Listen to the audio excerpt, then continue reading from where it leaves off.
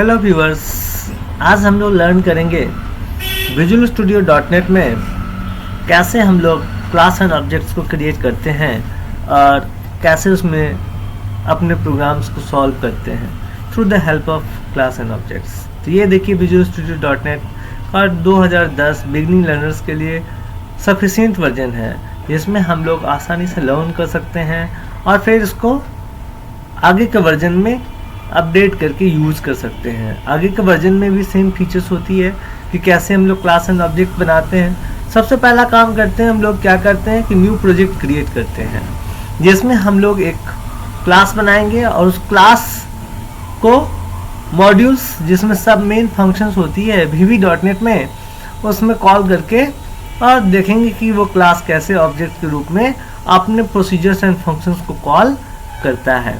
तो चलिए console application यहाँ आइकन्स में चूज़ करते हैं। लैंग्वेज प्रीफर करेंगे हम लोग विजुअल बेसिक, क्योंकि विजुअल बेसिक से कर रहे हैं। अगर किन्हीं को अदर लैंग्वेज की ज़रूरत होती है तो यहाँ से अदर लैंग्वेज में आकर के विजुअल C++ में भी आप प्रोग्राम कर सकते हैं। इसलिए ये विजुअल स्टूडियो .NET को मल्टी प्रोग्रामिंग प्लेटफॉर्म भी कहा जाता है। तो चलिए हम लोग को विजुअल बेसिक में क्लास एंड ऑब्जेक्ट्स बनाना सीखना है। कंसोल एप्लीकेशन का नाम आप दे देंगे जिस नाम से आप एप्लीकेशन बनाना चाहते हैं और फिर इसको ओके कर लेंगे।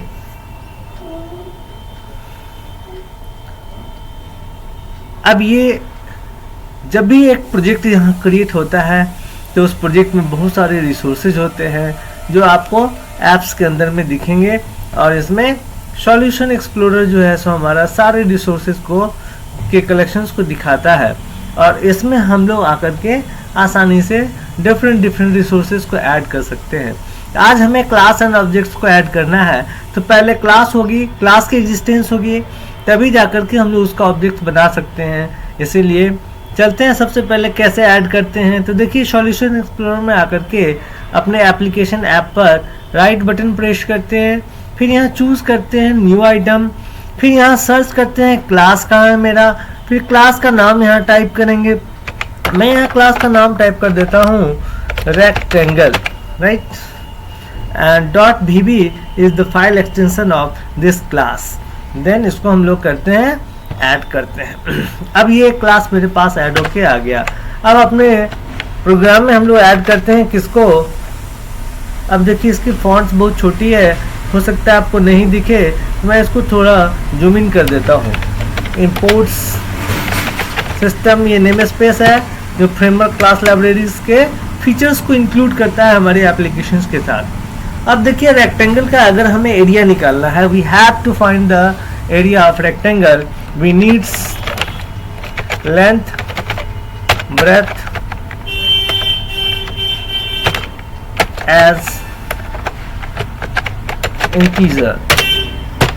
अब हमको इनपुट के लिए एक प्रोसीजर चाहिए, तो मैं एक प्रोसीजर बना लेता हूँ, पब्लिक सब इनपुट रेक्ट, और एंड सब से यहाँ प्रोसीजर एंड होता है।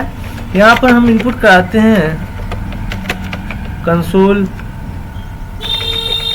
Dot right line inter length and breadth of rectangle और बेस पर। अगर आप चाहते हैं कि ये डेसिमल पॉइंट की एक्यूरेसी के साथ काम करे तो इसको सिंगल टाइप्स में लेते हैं, जिसमें वो डेसिमल पॉइंट्स की इनपुट कराएगा। अब मुझे इनपुट करनी है इसमें लेंथ की, LNGTH is equal CSNG singles में कन्वर्ट करने के लिए यूज़ करते हैं हम लोग। पहले हम लोग पढ़ चुके हैं console dot read line, read the data from the users, then variable breadth and is equal CSNG console, then read line. This procedure when you will call, it will give you the, it will ask from you length and breadth enter करने के लिए कहेगा। हम लोग length and breadth enter करेंगे, length और breadth में हमारा वैल्यू स्टोर हो जाएगा। अब हम लोग क्या करते हैं कि डिफाइन करते हैं एक फंक्शन को, फंक्शन और फंक्शन का नाम दे देते हैं एरिया रेक्टेंगल एज, और इसकी रिटर्न टाइप हम लोग दे देते हैं सिंगल टाइप्स के डेटा को रिटर्न करें। अब कैलकुलेशन क्या करना है हमें, तो कैलकुलेशन करनी है मुझे length into breadth, length multiply breath and करके ये रिटर्न कर देगा। सिमिलरली अगर मुझे पेरीमीटर निकालना है तो फिर से फंक्शन डिफाइन करते हैं एरिया पेरीमीटर रेक्टेंगल और इसको एज सिंगल एंड रिटर्न। मुझे हम लोग को मालूम है कि हम लोग यूज करते हैं 2 multiply length plus breadth, length plus breadth. After calculation it will returns, after calculation it will returns the perimeter of rectangle.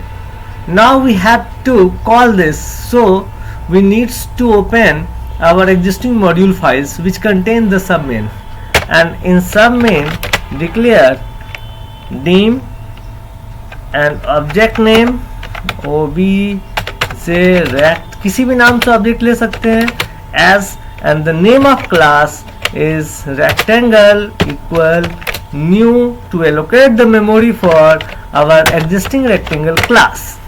And now we need to call procedures for input dot input rect was my procedure for input, और अब return ये करेगा हमें datas को। हम लोग क्या करते हैं, डीम एरिया और perimeter, 2 variables taken as single. Why? The reason behind this, इसके पीछे कारण है कि यहाँ जो रिटर्न हो रहा है एरिया रेक्टेंगल से सिंगल टाइप का डेटा, पेरीमीटर रेक्टेंगल से सिंगल टाइप का डेटा रिटर्न कर रहा है, और इसीलिए हमें 2 वेरिएबल्स चाहिए। किस टाइप का, तो सिंगल टाइप का। Rectangle object dot area and similarly perimeter is equal object dot perimeter rectangle. Call this function. अब देखिए अब फंक्शन भी कॉल कर रहे हैं और हम लोग किसको कॉल कर रहे हैं, तो पेरीमीटर्स को भी कॉल कर रहे हैं, राइट। अब इसको आउटपुट दिखाना है तो हम लोग दिखा सकते हैं console dot right line area rectangle this and variable is area console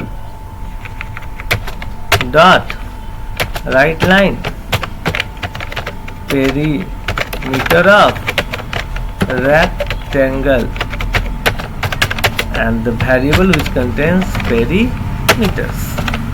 And now we have to execute control shift build to build. This one showing us error, it needs again a missing parenthesis. Now back control shift B to build, it's give you the message build succeed. Control F5 to execute, enter length, enter breadth,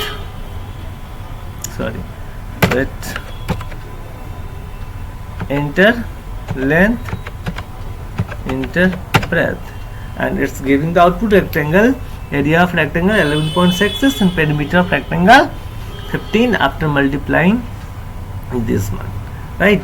So like this we can use class and object in any programs. This also facilitates us that ये हमें facility देता है कि more than classes we can also add into the same program. Like this, if you have to define a square, then you can write here a new class name a square,